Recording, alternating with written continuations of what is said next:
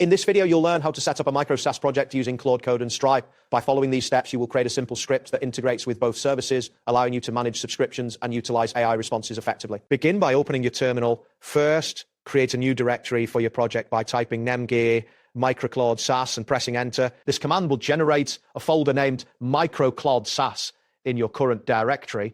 After that, navigate into this folder by executing cdt microclaude SaaS. You should now see your command prompt change to reflect your new location. Next, initialize a new node.js project by entering npm init-y.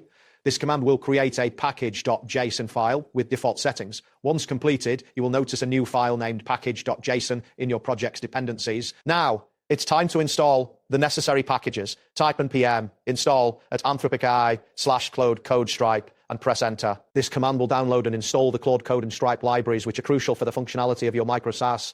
The installation process may take a few moments, depending on your internet speed and the size of the packages. After the installation is complete, you will need to set your environment variables in PowerShell.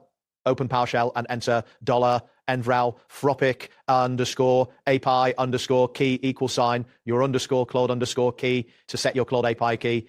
Then type $seeker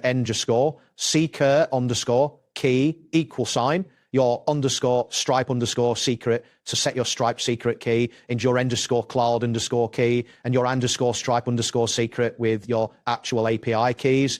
This step is critical as it allows your script to authenticate with the respective services. Next, create a new PowerShell script file by typing new item micro-sas.ps1. This command will generate a new file named micro-sas.ps1 in your project folder. Open this file in a text editor to paste the minimal micro SaaS logic, provided the script will include functions to check for active Stripe subscriptions and to interact with Claude for AI responses. It is essential to ensure that the script logic is correctly copied to avoid any errors during execution. Once you've pasted the script, save the changes and return to PowerShell. To run your micro SaaS, type PowerShell-file micro-sas.powers1 and press enter. If everything is set up correctly, the script will check for an active subscription and return a response from Claude based on the question defined in the script. In case the subscription is inactive, the script will prompt you to subscribe to the service. That wraps up today's guide. Thanks for watching, and catch you in the next tutorial.